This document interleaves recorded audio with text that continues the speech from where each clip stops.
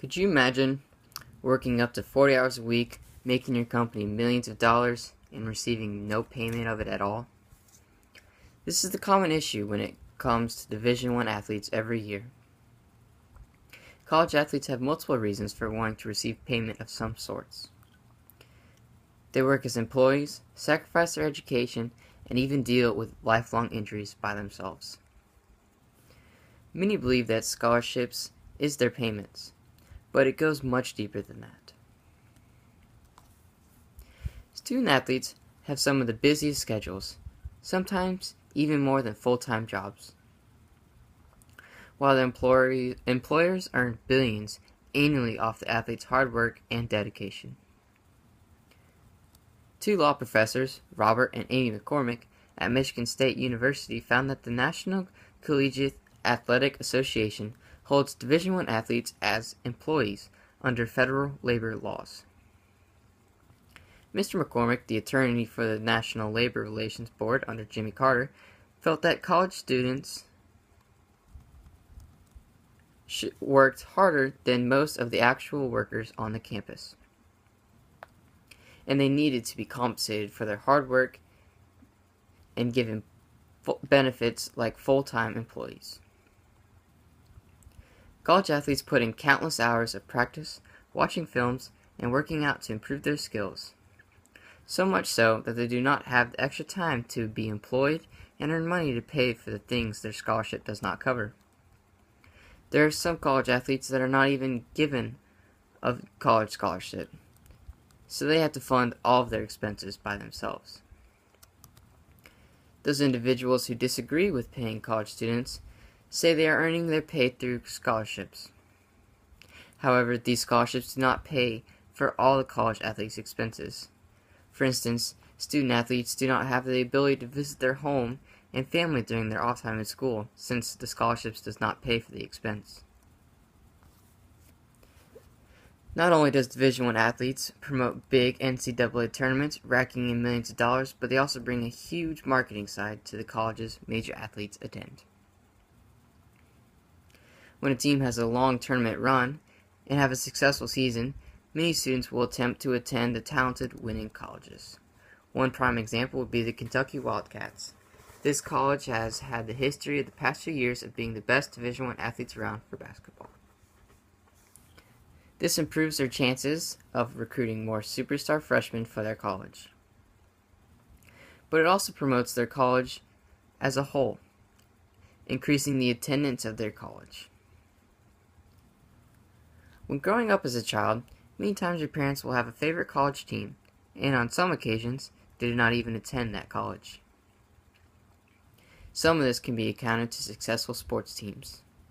This is then translated into the child, making them love that college and have the eagerness to attend it. Another issue with not paying the college Division I athletes is the academic side of the issue. Division I athletes have a very hard time getting a true college education. Often, the quality of the education that student athletes receive is heavily watered down, cheapening the value of their scholarship. According to the article, should collegiate athletes be compensated? Most universities look for wins and points when it comes to student athletes, rather than improving their education. Coaches would rather have the athletes spend their time practicing and working out, resulting in a weaker education. This makes their payment of an education in college seem practically worthless if they do not make it into their own professional sport.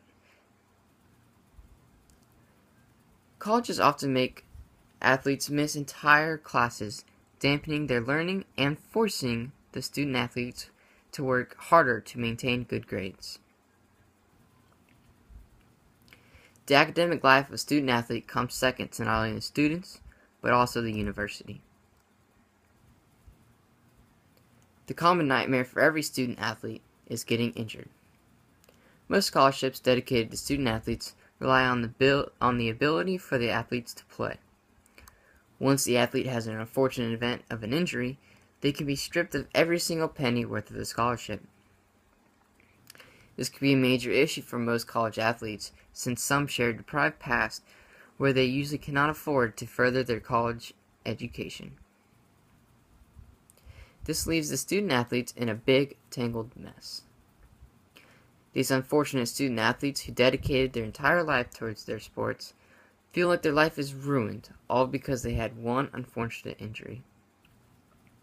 Likewise, they will be stuck with the cost of the injury, such as hospital bills, sometimes for the rest of their life. The least a university can do is give the college athletes a little bit of money, such as a stipend pay, for the student athletes to have a backup plan in case they obtain a career-ending injury. However, I understand and agree that the college players are considered amateur athletes, where they do not get paid millions of dollars. They do receive a payment in scholarship in the form of an education. Yet they should receive a stipend pay of small amounts to get them through college without accumulating debt, since the scholarship does not cover all expenses. They can sometimes be left paying thousands of dollars. They also receive a less effective education, since they spend a larger majority of their time on the field or in the weight room. College athletes also have the constant worrisome of injury. If this risk is encountered, the university will likely drop the athlete and the scholarship they are awarding the athlete. Student athletes put their body and mind in the line of fire for their universities just to gain profits off their name and skills. Division I athletes deserve a small pay for all of their hard work they put into the university. Thank you.